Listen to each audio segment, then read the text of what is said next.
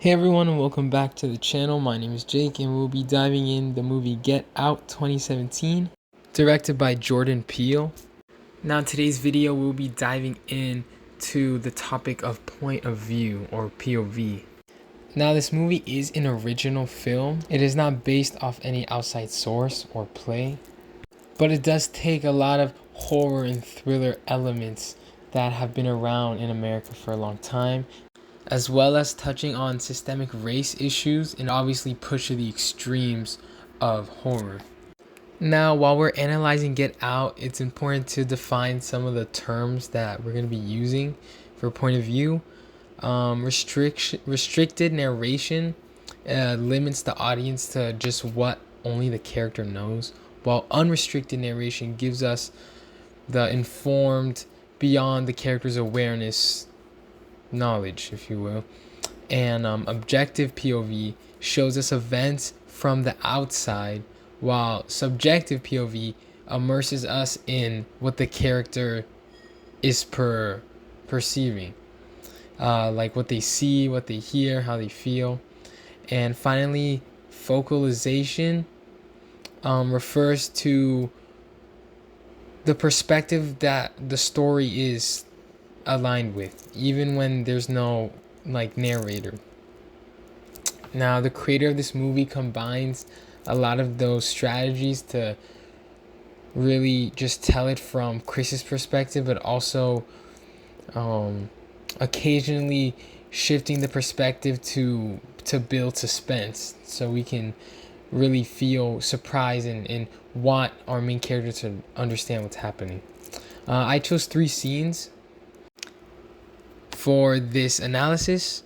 We have the garden party scene, which really shows perspective from other characters. We have the hypnosis sequence, which is just an intense point of view from our main character. And then we have the auction scene, which is an unrestricted and external POV from a lot of different people. So now let us dive right in. The first scene we're going to be diving into is the garden party scene. At the party, the narration is restricted to Chris, so this is going to be a restricted POV. We meet the guests, and when he meets the guests, he registers the microaggressions as he does, like the little passive-aggressive things that he can see. And the lack of confirming any evidence is uneasy, because he can't really tell what's going on, but he is starting to form his suspicions in this point of the movie as he discussed with his friend. Now, the camera really stays objective or external, but the focalization is Chris's framing hands on his arm, comments on his body, and awkward compliments from the other guests. This restrictedness makes the racialized objectification feel immediate and isolating. We share this uncertainty through this whole scene, and that's exactly the point of this scene, to make us start to question everyone as Chris is questioning them. This scene is by no doubt restricted and externally focused on Chris. Now, the second scene we're going to be diving into is the auction scene. This is an unrestricted and external point of view from the others. When Chris steps away with Rose, we get cut to the silent bingo, the auction. Now in this scene, Chris is being auctioned and he essentially has no idea.